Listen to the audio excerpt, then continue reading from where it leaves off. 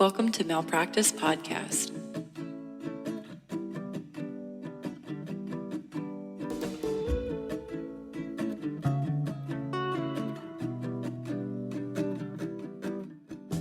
So, are you ready to get started? I'm extremely ready.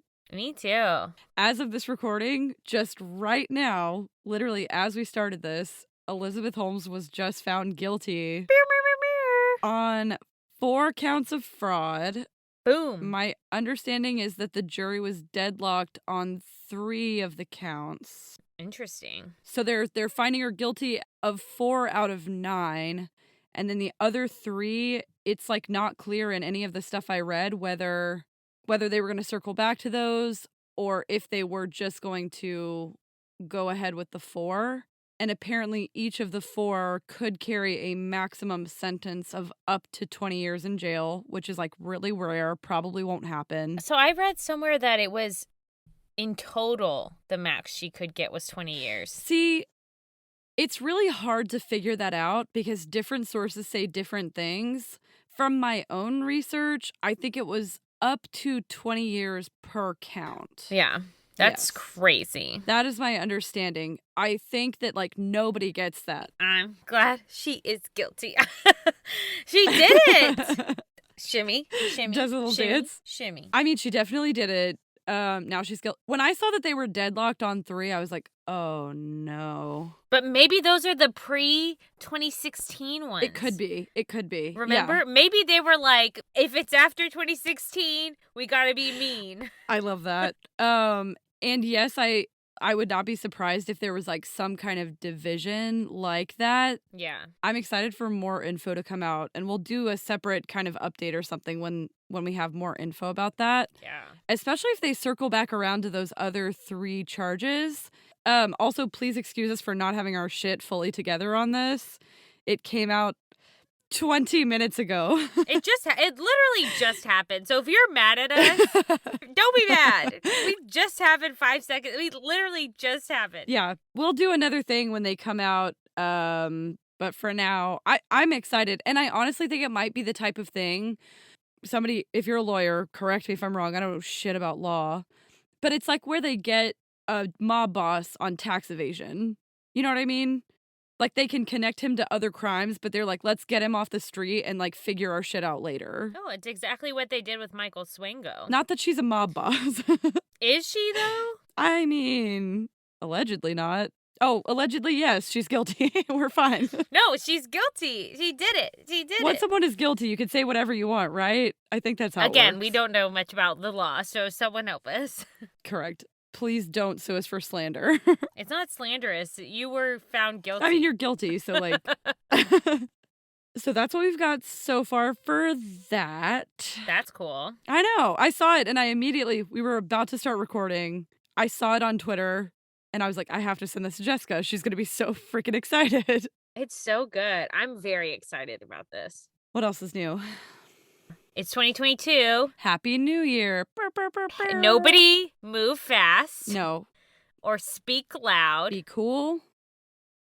2022 is not to be trifled with. Humble. Sit down. Maybe just and shut up. Keep your head on a swivel. Yeah, stay in your lane. And stay in your lane. If one bitch says, New Year, new me. I haven't swear to seen God. any of that. I've only seen nobody better say it. Don't say it. Don't say that because it's like when you say, what is a movie? Beetlejuice? Yeah. 3 times. Or Beetlejuice. Voldemort. Yeah. You don't say it. You can't say that. Can't say Bloody Mary in a bathroom. I don't know what that is. That sounds terrible. What? Oh, it's horrifying. Okay, Bloody Mary was this... No. I don't like scary shit. No, I have to tell you now. I don't want to know. I don't want to know. It's not that bad. You said it was so scary literally 5 seconds ago. It's just like a murdered lady comes up behind you and murders you in the bathroom. Oh, fuck no. Just start turning around. Nope. You're like scared she's in your closet. I'll tell you if she comes up behind you. Hopefully I'll see her. Can you imagine? Oh, by the way, I'm Jess. Oh, I'm Sydney, and this is Malpractice Podcast. Are you ready to get in? Are you ready? Into it? Sure. So we have kind of a special episode for you guys today. From us to you, a New Year's gift. Yeah. We're doing this in a little bit different format than we normally do. So typically the formatting is I tell a story or Jess tells a story. Today we're going to go back and forth, and we're each going to tell you about some fashion trends throughout history that killed people. Yeah, deadly. And it's going to be fun, Mm-hmm. and it's going to be gross. And if you're squeamish, just buckle in.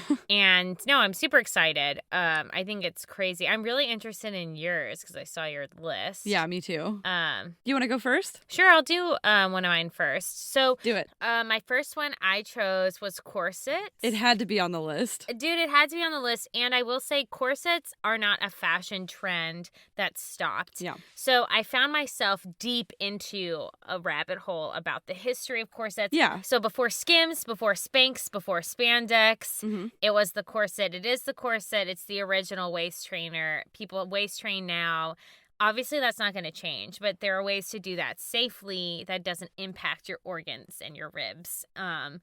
And that's like the point of Right. why corsets were not so great. Please stop squeezing your organs. Please stop. As somebody who for a play I was in actually wore a corset, I will say no. Like I was like, that's fine. And they were like, ma'am, it doesn't even tie yet. I was like, that's totally fine. Big ouch. My first exposure to a corset was in Pirates of the Caribbean when she faints because it's too tight. Yeah, that's And accurate. I remember seeing it and going, y'all all dumb. That's so accurate. And people would wear, and I didn't get into this, but people would still wear them pregnant. Oh, no. Yeah. You a damn fool. Right. Well, at the time, they were like, Gotta be skinny. Where's your baby gonna go? smushed. Smushed. No. So the exact history of corsets is like unclear about where they first originated because the earliest known one was back in 1600 BC. Oh, wow. There's an image of a woman who was maybe wearing a corset on the outside of her clothing Mm-hmm. as part of probably like some sort of armor or protection. Okay. But they have been used in clothing, in outfits, in fashion for hundreds and hundreds and hundreds of years by all genders. A group of men in a certain culture who were wearing them since childhood. And that was the Minoan. Minoan? Yep. Sure. And in that culture, Mhm. all genders were wearing girdles, like smaller corsets, as children because the tiny waist was like super attractive, and they just started wearing them, and they like never stopped, and they wanted to stop the growth of their waist. So I know. I'm making a really unfriendly face because the idea of strapping a child into a corset, It's wild. I can't get behind it. So I want to bebop to the Middle Ages because in the Middle Ages, Mhm. people were like covered head to toe and pretty like religious. There's actually a visual of a demon wearing a corset, so it's likely that women did not wear them in the Middle Ages because they were Oh. like, that's the devil. Because it was like sexy. Yeah. Oh, okay. So prob's not going to be out and about. There was like loose clothing in the Middle Ages, right? Remember that when we talked about periods, people just like free bleeding. Like it wasn't a good time. Like thank God I was not born in the Middle Ages. No, it sounds terrible. Okay, in the 15th century, there was this thing called the cot, which is a tight-fitting garment. Cot means like on the rib, and it was worn in France. Gotcha. And wealthy French women were known to want a thinner waistline. So this was basically the first one because it stuck to those ideals. This is the first, what we would know as the basic modern Uh-huh. for the foundation of the modern corset. Yeah. Okay. So as an official undergarment, this stems from Italy. So as it became like part of fashion, it was Mhm. introduced by the aristocrat Catherine de Medici. Mhm. In France, specifically in the 1500s. It was tight, it elongated the bodice, and was seen as an indispensable to the beauty of the female figure. So it was like necessity. When it started going around, people were like, I have got to have a corset, right? Because the patriarchy will not allow us to be comfortable. Period. They hate comfort. It's so rude. Let my ribs be free. So it moved across Europe super quick and became incorporated into all undergarments. Spain, England, everyone had a version of the corset. They were worn with what is called farthingales, which held out the skirts in a stiff shape. So you had like a tiny, tiny waist and then like the visual of like big hips, Poofy, but you didn't like, poofy have skirt. like a big hips. Yeah. Which is always confusing to me. It's like you want a tiny waist and big hips, Yeah. but you don't want to eat for your big hips because of your tiny waist. Yeah. It's stressing me out. If you just ate some food, you would have big hips and you wouldn't have to floof your skirts out. You wouldn't have to Flooferton. You wouldn't have to. It's up to you, but... So it had this, basically the impression of an inverted cone shape, which emphasized a flat bodice, but at the top, curve, like the curve of your breasts were shown. Mhm. So it was like tiny waist, big boobs, big hips, basically an impossible figure at the time, right? Right. But people were like, that's the tits right there. Literally. There is some version of corsets that actually pulled so tight that the shoulder blades almost touched in the back. Ugh. That's how tight they were pulling. This is the problem, people. If your shoulder blades touch, you're doing too much. That is a tagline. So uncomfortable. TM. TM. That's a... Can you just try right now to make your shoulder blades I was touch? doing it while you were talking, and I'm so uncomfortable. First of all, I'm claustrophobic. So the idea of being confined... What does that have to do with your shoulder? I don't know. Okay. Also, my shoulders are They're claustrophobic. too. Have you ever gotten, like, put on a dress that was too small, and it gets stuck on your body? Are you joking? Do you know who you're talking to? I live in things that are too small. That's too small, and you try to pull it off, and it gets stuck over your head. And you're like, I die here. And for I'm 1 dying. second, Yeah. you're like, this is how I die. I'm going to suffocate here. That's what this makes me feel like. It makes my skin crawl thinking about, like, lacing up a corset. I know. It's crazy to me, and they would be pulled super, super, super, super tight like this. Yes. And also these women were extremely thin, right? So Right. Well, not all women. Sure. But a lot of these women.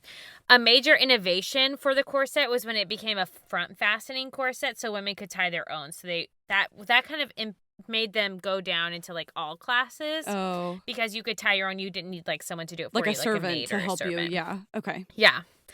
In the Edwardian era, from the 1914s-ish to the 1911s, Mhm. small waists were still popular, but the silhouette had actually changed. And this new shape was forcing shoulders upright, not necessarily all the way back. It was like a posture thing. Yeah. And formed a sloping bust that was called the Gibson girl. And it was like an S bend. So That's scoliosis. yeah, a little bit like that. But it was actually better Oh. for health. Interesting. when that era hit, because it wasn't as like squishington, it was more like guidington. Like elongation. Yeah, elongate, good posture. Okay. It didn't actually harm internal organs apparently. So What a refreshing change. and this is where I stopped myself Mhm. after this. This is like the 1900s. The 20s, the flappers, they're like, F the patriarchy. I'm going to wear a bag, basically, with some fringe. Same. Respect. I'm going to cut my hair Yeah. and smoke cigarettes. Story of my life. 30s, the depression, Mm-hmm. things was rough. There's always, I will say this, and this is why I think I want to get into an episode just around this. Okay. Every age had a version of the corset, but the really problematic ones is like back in the beginning. Back in the day. Yeah, so I want to talk about, the health implications. Obviously, we've already touched on, like, internal organs being squished. Your shoulder blades are not meant to high five. Menched? Okay, meant. They're not meant to high five, so we're not doing that. They're not. They're not. My shoulder blades are not even friends with each other. They see each other once in a blue moon. Mine, I don't remember. I could not tell you if they ever saw each other. They don't know what they look like. Couldn't pick each other out of a lineup. I have terrible posture. While you were talking about posture, you were like, oh, it puts the shoulder blades back. And I was like, oh, no, I need to put my shoulder blades back. So what is a corset made of? So originally it was a long, flat piece of whalebone or wood sewn into a casing on the corset in order to maintain that stiff shape, and then they would tighten it. So the front of the corset was covered by a stomacher, which was like that stuff in the V shape that I was talking about. Oh, so it was yeah. basically Okay. like something stiff sewn into a garment and then tied really tight. Okay, so we talked about wearing a dress that's too tight. Have you ever gone to a party where you didn't think you were going to have to sit down in a dress that was too tight? My wedding. And you're like, if I sit down in this, it might rip. My wedding dress actually fit. But there was one time when I was in a play when I wore the corset and I actually couldn't sit down because it was like the ribbed It was plastic, but they would stick into my hips if I sat down. It's miserable. I had like bruises. A piece of bone or wood sticking into your... No, absolutely not. Big nope. They couldn't have gotten me. I would have been the... No. In the Elizabethan era, corsets were made out of the whalebone also so that the bodices could maintain their appearance, and a busk of that stiff material was made and added to the front. So the Elizabethan and the Edwardian are very similar. It was carved and shaped into like a thin knife shape and inserted into the bodice and then fastened and held into place by lace so the piece could be removed and replaced if it broke, and that it was like prettier, like with the lace.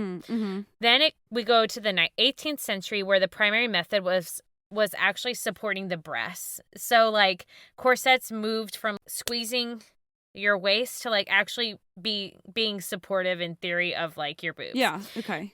Which is like interesting. They would still slim the torso, but it was actually the waist, and it was raised right under your bust line. If you can, I'm like holding my boobs. Yeah. But if you can imagine your like the corset being To like support the weight of your boobs. Yeah. Okay. Women at the time were wearing like a shit ton of clothing, right? We already know that. So they would wear several layers of clothing. First being a layer of vests and pants, which is already too much. And then the corset was on top of that. And then there were silk pads, which enhanced the hourglass shape. They may be around the boob area or like on your hips, like we were talking about. And then you had stockings. How did they pee? It took a minute. And then a white petticoat. And then a dress or a skirt and blouse. Who has the time? Who has the energy? Who has the desire? It isn't me. Imagine how long it would take you to pee. No. I can't be a part of it.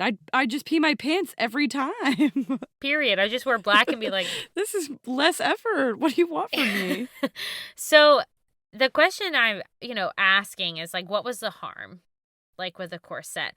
Obviously, we can imagine that constraining like this to this extremity would cause internal organs to like be crushed. Yeah. And they were shifting into unnatural positions, and that could actually lead to internal bleeding. Ugh, yeah. So they would push the lungs up and other organs down, and it would squeeze and create what was called having bosom breath, where they like couldn't catch their breath. Yeah. And it's like the palpitating and you like can't like that. Little breaths, yeah. Yes. Oh. And then there were claims that the corsets caused indigestion and constipation, both of which we don't love. Yeah, I bet they did. While some say that corsets were super problematic, like what I just described, other people actually said that people were so sickly through most of this time that you can't directly like say that it's because of the corset. But based on what I understand, I think, yes, people were sickly and like likely to become ill.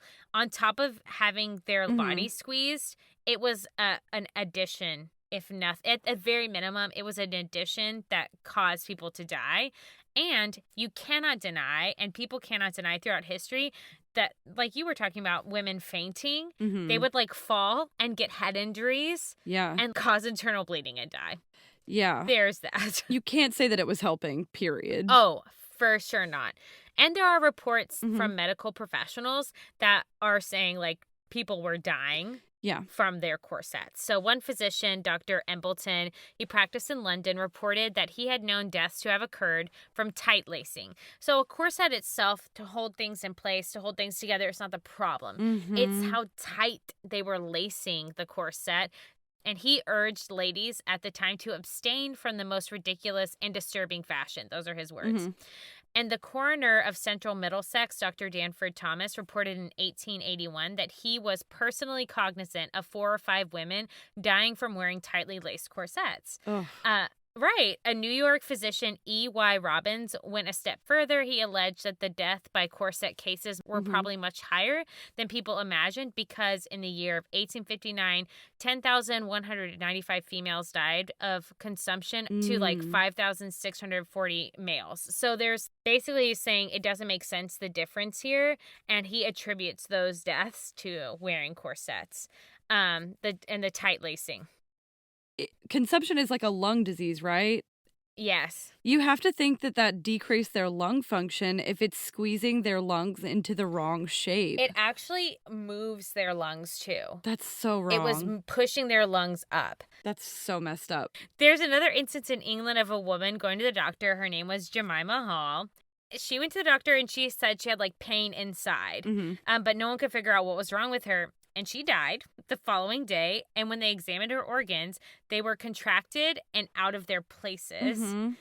Her stomach was smaller than that of an ordinary infant. Ugh. And they attributed that to wearing a tight lacing corset. It's unacceptable. In 1874, there's a list published that attributed 97 diseases to corset wearing, which, oh my God. So many diseases. Right? That's so many diseases. That's like how many for smoking. Yeah. Like, it seems like ridiculous. Everything is tied to this. Everything is literally tied in a tight bow. Yeah. The medical journal, The Lancet, published at least one article a year on the medical dangers of tight lacing. There's another report of a 42-year-old mom in 1903 who died after a seizure, and her autopsy report revealed she had 2 pieces of corset steel like in her heart, and their ends were super sharp when rubbed together. Yep, so that's how they're deadly. And then fun facts that I learned on the way. The corset and trend of wearing a corset are actually the origin of terms like straight-laced. Like, being straight-laced is like prim and proper. Oh. Because your corset is all bound up? Yes, and a loose woman is a woman who was partaking in activities outside of where she needed to partake of them in the time, according to societal standards. And they said because her corset was loose, Oh, interesting. That is a fun fact. And that's what I know about that. And that's what you know about corsets. That was good. So, you were talking about the 1800s. Yeah. And how corsets were bad and we're certainly not making anything better. And I was like, oh, you're going to love this story because for the history of green dresses made with enough arsenic to kill 20 people each, I'm going to take you back to London in 1861. A time I never want to be alive. No, same. So just imagine we come upon an artificial flower shop in bustling central London owned by a man named Mr. Bergeron. Their business is doing quite well because it was incredibly trendy at the time to adorn your clothing, hair, and your hats in fake flowers. But Mr. Bergeron is essentially in the middle of a freak out because one of his 100 employees, Matilda Schurrer, who he describes as a healthy, good-looking 19-year-old woman, has become horribly ill, and not for the first time. Oh, no. You see, Matilda had been ill with these same symptoms 4 times in the last 18 months. So here's a warning. If you are squeamish, if you hate gross stuff, you're going to want to skip ahead just about 30 seconds. At first, she complained to her mother, Louisa, that she had a stabbing pain in her side and that she was extremely thirsty. Her mother started bringing water to her bedside, and Matilda began to vomit uncontrollably, which in itself is pretty odd. But what was even stranger was that the contents of Matilda's stomach were bright green.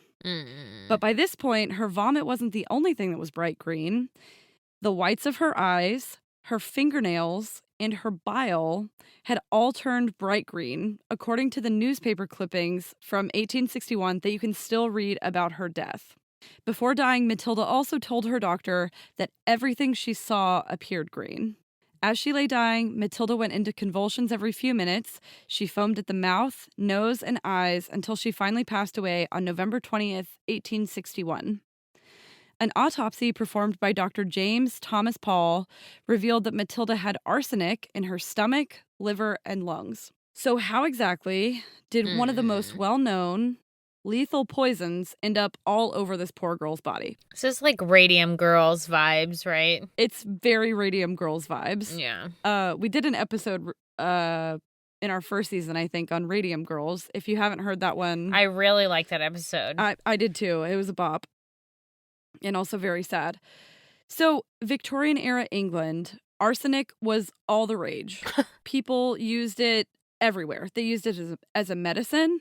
It was widely available to the public. It was sold in grocery stores. Women would eat arsenic for their health, and they would rub it with vinegar and chalk onto their skin as a complexion enhancer, which is what they would use to try and basically make their skin paler, which is obviously a whole problematic separate issue on its own. Oh, but yeah. in this time, the women were rubbing this white stuff on their skin to make their skin paler to basically prove that they didn't work in the fields. Like, you either had to work or you were a stay-at-homer. And if you were a stay-at-homer, you were fancy. And if you had to have a job, you were you were broke. So it was fancy to be pale, basically, at the time. The pigment that we're talking about specifically is called Scheele's green. It was invented in 1775 by Carl Wilhelm Scheele. Boo. I don't know if we hate him, but... No, we do. I feel like I do. Okay, good. We can hate him. Carl is fine to hate. But he made this really pretty green pigment that eventually became used to dye dresses, wallpapers, candles, and, yep, you guessed it, artificial flowers.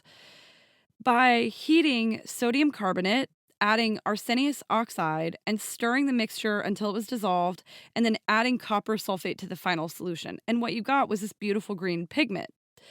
So that pigment went into production, and it immediately becomes all the rage. Everyone loves it. He wrote wrote a letter to his friend that the potentially poisonous nature of the pigment that he had invented troubled him, but it actually never stopped him from making a ton of money selling this dye. Yeah. So didn't feel that bad about it. How do you know it was potentially poisonous? Because it had arsenic in it. And at this point, people knew that arsenic was not good for you. Even though they rubbed it on their faces? Yes. What morons. There was a story in one of the articles I read for this topic where the women would rub the arsenic on their faces and it would give them these open wounds. Bitch. So they would rub more of the makeup on their face to cover the arsenic scars that they gave themselves the first time. It was a lot. Oh my God.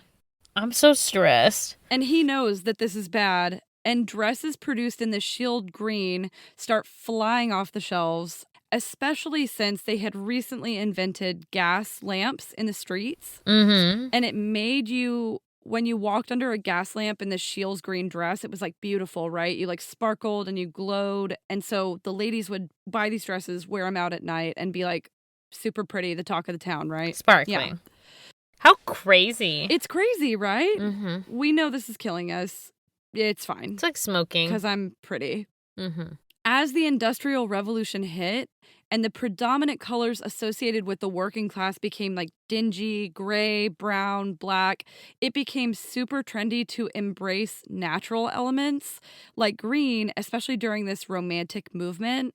So it becomes super trendy to wear floral prints, floral headdresses, brocades, and these Scheele's green dresses took over the London fashion scene.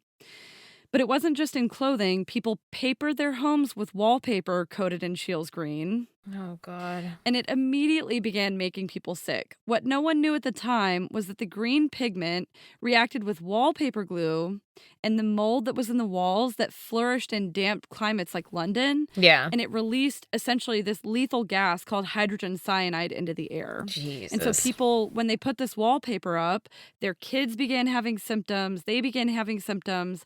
And if you were wealthy enough, people would, the doctor would tell you, oh, you just need to go get some fresh air. So they would leave their townhomes, go to their country homes, get some quote unquote fresh air, and be back as good as new, right?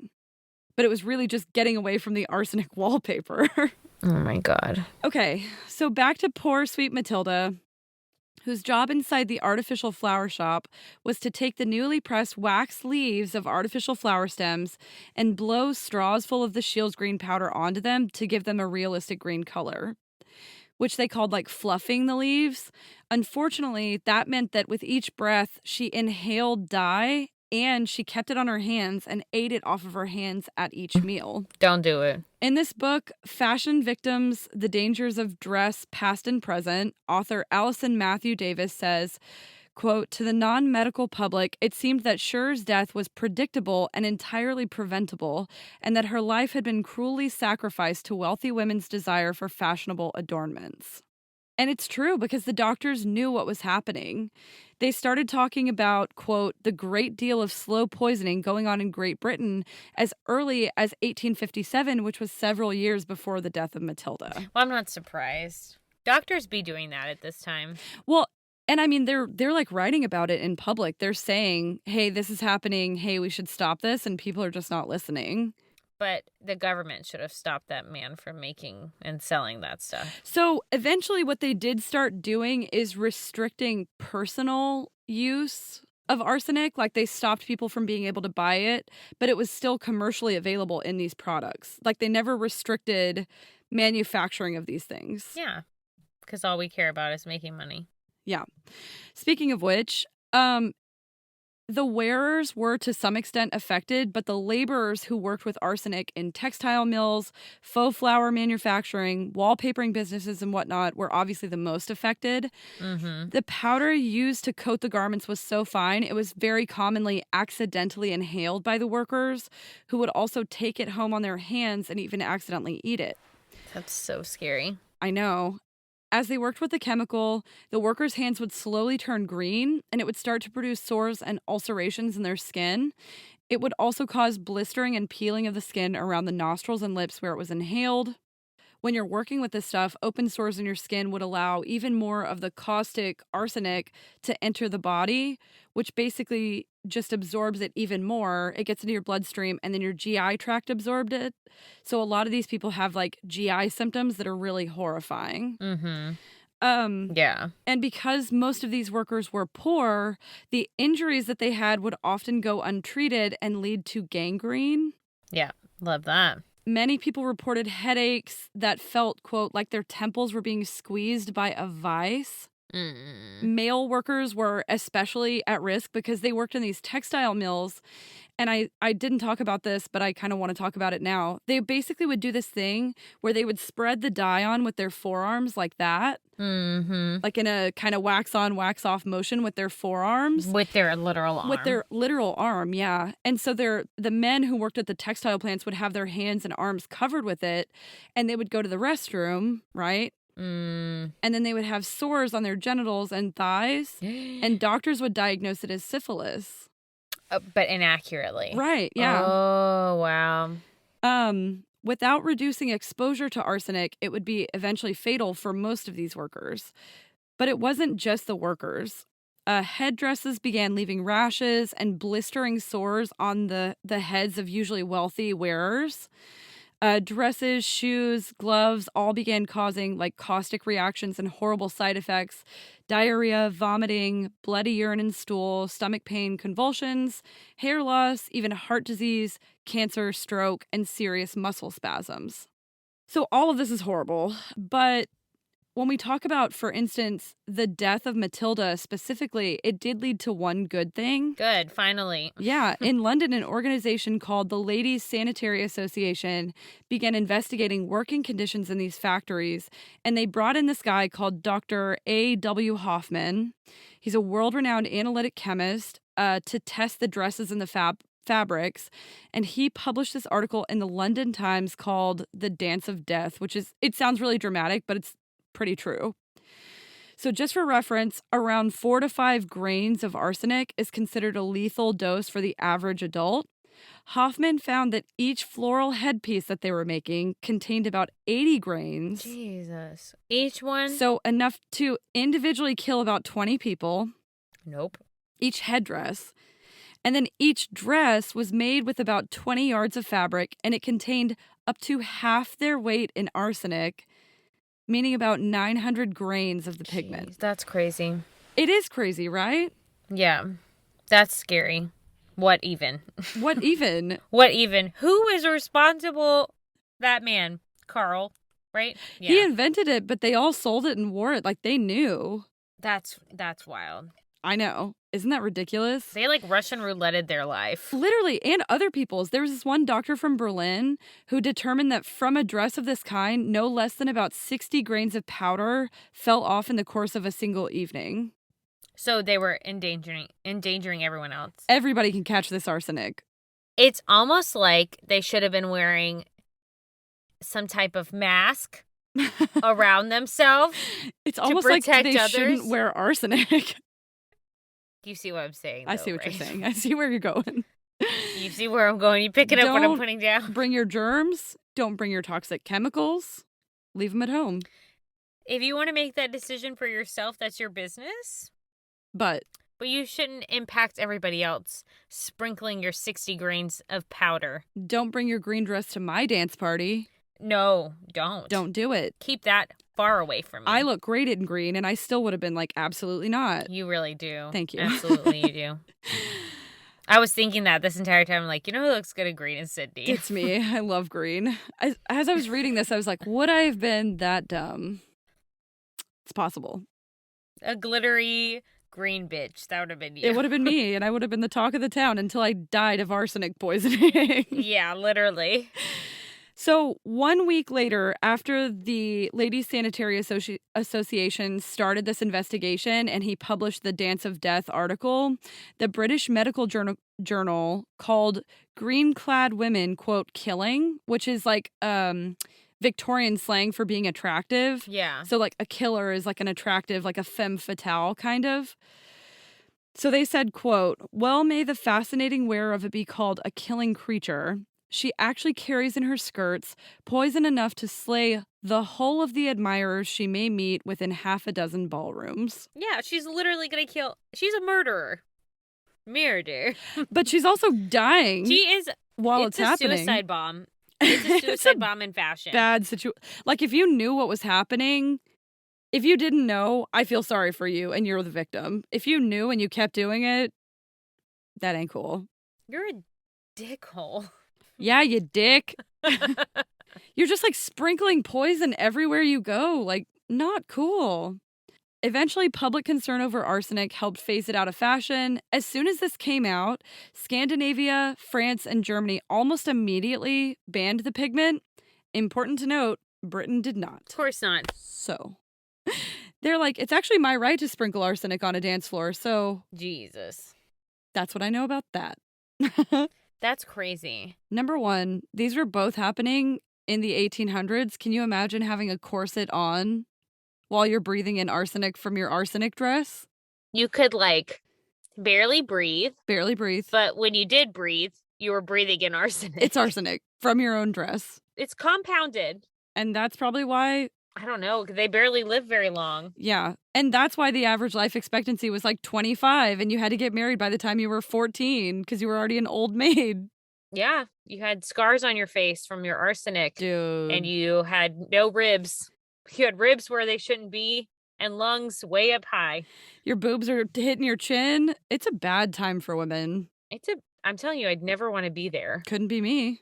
They'd be like, time machine. I'm like, no, thank you. I'm good. I'm actually fine here. I'm wearing a sweater and leggings right now, so no thank you. Yeah. Arsenic dress, corset. I'm good. I'm not doing it. They used to burn my kind alive. I have red hair. What are you talking about? I'm a lesbian. What are you talking about? What are you talking about? Fair enough. I don't know how you wasn't even thinking about that. I can't.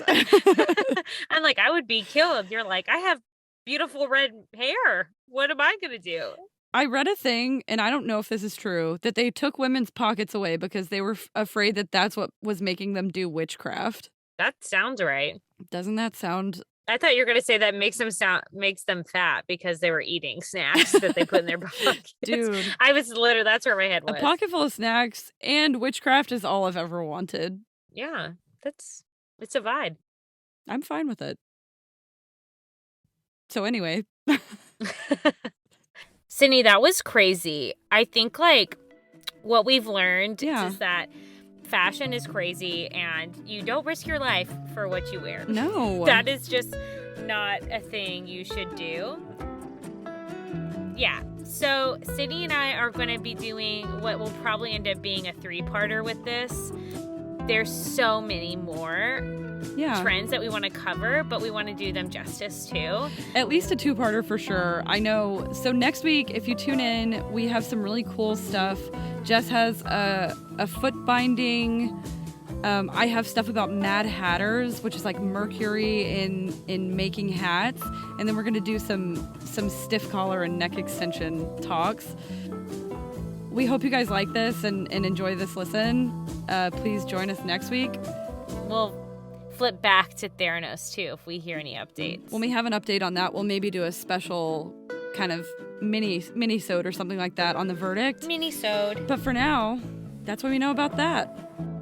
Yeah. Thanks for the first episode of 2022. Happy New Year. And don't forget, malpractice makes perfect. Bye-bye. Bye-bye.